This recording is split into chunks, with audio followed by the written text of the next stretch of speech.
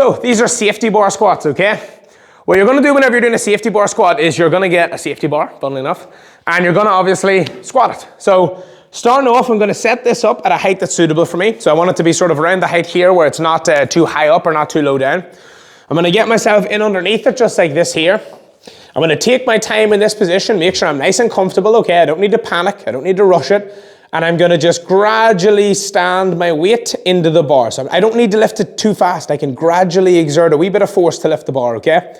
What I'm gonna do when I'm holding it is I'm gonna make sure that I don't let my hands drift up too high because obviously the bar is now in danger of falling off my back. As long as I'm exerting some amount of sort of downward pressure, it can be honestly so tiny, the bar will never come off. You're totally safe if you just have the simplest level of just a little bit of pulling down, okay? Walk back from the rack, just 1 or 2 steps. Your foot position is going to depend on each person.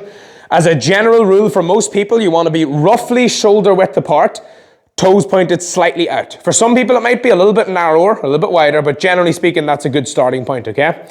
Once I'm here, all I'm going to do is I'm going to do a standard squat like any other.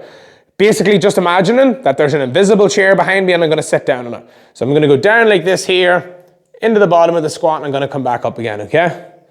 Down into the bottom of the squat, and back up again, okay? If I find it difficult to do that movement for whatever reason, it's completely fine. There's a bunch of other variations you can try. But what a lot of people will find is if they struggle with that movement, it's not so much the struggle with the actual bar, it's not so much that they struggle with getting down a wee bit, it's that they struggle with getting down to that sort of depth that they need to get to. So what you can do is if you're struggling with that initially, you can get a box like this one here. You can get a box, and what you can do is you can squat onto the box to start off. That is going to allow you to get down to a lower position without panicking about worrying if you're going to come back up again. So you can go down, sit fully on the box, and you know that you're safe, you know that you can now come back up again. And you can try for a couple of weeks doing them like this in a box squat fashion.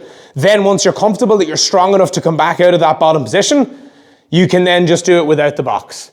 And you'll feel much more comfortable with it, okay? But that is a safety bar squat, a much more comfortable variation than the standard barbell, and a really good leg and glute exercise, okay?